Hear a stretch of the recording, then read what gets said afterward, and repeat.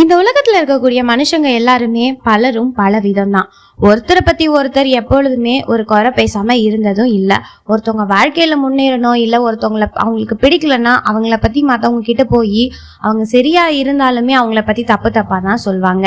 இதனால கேட்கறவங்க என்ன நினைப்பாங்க, ஒரு வேளை இவன் சொல்றது உண்மையா இருக்குமோ, அவன் அப்படித்தானோ இருப்பானோ அப்படின்னு சொல்லிட்டு இவங்க ஒரு முடிவுக்கு வந்துருவாங்க. அதனால யாரை பத்தியுமே தெரிஞ்சுக்காம அடுத்தவங்க சொல்றத மட்டுமே வச்சு நாம யார் மேலேயும் வெறுப்பா இருக்கவே வேணாம். அதனால உண்மையா அந்த ஒரு நபருடைய குணத்தை தெரிஞ்சுக்கிட்டு நாம ஒரு முடிவுக்கு வருவோம். இதை புரிஞ்சுக்கிறதுக்கு தான் ஒரு குட்டி கதையை பார்க்க போறோம். ஒரு கிராமத்துல நல்லா பாடக்கூடிய ஒரு பாடகர் இருக்காரு. இப்போ அந்த வருஷம் அந்த ஒரு பாடகரோட கிராமத்துல கடுமையான வறட்சி ஏற்படுது. இதனால அந்த பாடகரோட குடும்பமும் வறுமையில ரொம்பவே வாடுது. இதனால அந்த பாடகர் வேற தேசத்துக்கு அவர் மட்டும் போய் செல்வத்தை தேடிட்டு வரலான்ட்டு புறப்பட்டு போறாரு. இப்போ அந்த பாடகர் ரொம்ப பயணம் பண்ணி ஒரு நாட்டுக்கும் போய் சேர்றாரு. இப்போ அந்த பாடகர் வந்திருக்கக்கூடிய நாடு நல்ல செல்வ செழிப்பு மிக்க ஒரு நாடா தான் இருந்துச்சு. அந்த நாட்டை பாக்குறப்பவே அந்த மன்னன் ஒரு வீரமான மன்னன் அப்படிங்கிறதும் தெரிய வந்துச்சு. இப்போ அந்த பாடகர் எப்படியாச்சும் போய் அந்த ஒரு மன்னனை போய் பார்த்து செல்வத்தை வாங்கிடும்னு அவரோட மனசுல ஒரு எண்ணமும் இருக்கு. இருந்தாலுமே அவர் போய் அங்க இருக்க மக்கள் கிட்ட அந்த மன்னனை பத்தி விசாரிக்கிறாரு. அப்போ அங்கிருந்த இசைக்கலைஞர்கள் எல்லாம் மன்னரை பத்தி என்ன தெரியுமா சொல்றாங்க, மன்னன் எங்களையே கண்டுக்கிறது இல்ல, இதுல வெளியூர்ல இருந்து உங்களெல்லாம் எப்படி உபசரிக்க போறாரு, ஐயோ அப்படின்னு சொல்றாரு. இருந்தாலுமே இந்த பாடகர் தன்னோட மனசுல என்ன நினைக்கிறாருன்னா, என்ன யார் என்ன சொன்னா என்ன, நம்ம எப்படியாச்சும் போய் மன்னரை சந்திச்சணுங்கிற எண்ணத்திலேயே அவர் அரண்மனைக்கு போறாரு.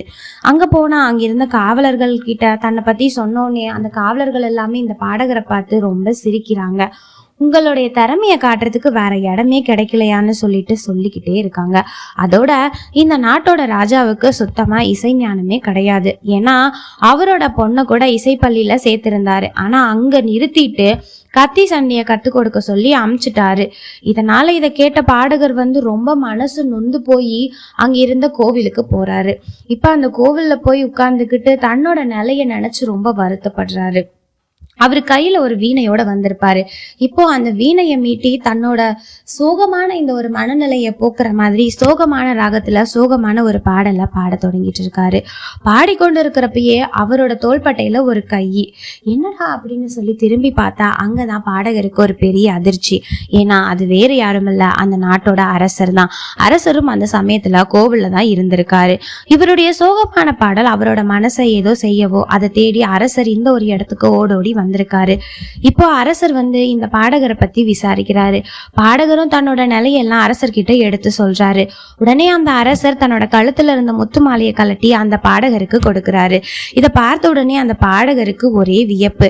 இவ்வளவு நேரம் இந்த ஊர்ல இருக்கவங்க எல்லாம் அரசரை பத்தி ஏதேதோ சொன்னாங்க, ஆனா அவங்க சொன்னதுக்கும் அரசர் நடந்து கொள்றதுக்கும் சம்பந்தமே இல்லையே அப்படின்னு அவர் மனசுல நினைச்சத அந்த அரசர்கிட்டயே கேட்கவும் செய்யறாரு. அதுக்கு அந்த அரசர் என்ன பதில் சொன்னாரு தெரியுமா?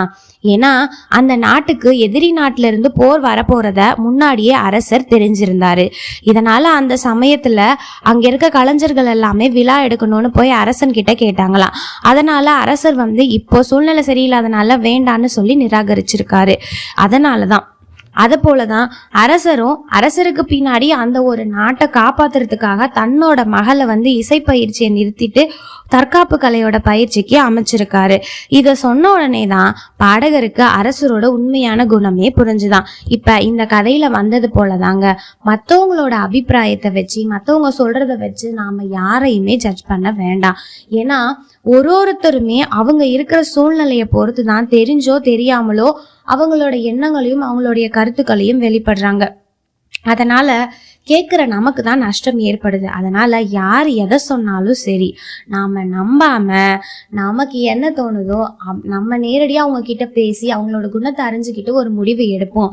இந்த உலகத்துல இன்னொரு விஷயம் சொல்ல போனா தவறே செய்யாம பழிய சுமக்கிற நபர்கள் தான் அதிகமா இருக்காங்க. இதை புரிஞ்சுக்கிட்டாலே நம்மளுடைய வாழ்க்கையும் சிறப்பா அமையுமா. இந்த மாதிரியான வீடியோஸ் வேணும்னா கண்டிப்பா என்னோட சேனலை லைக் அண்ட் சப்ஸ்கிரைப் பண்ணிடுங்க.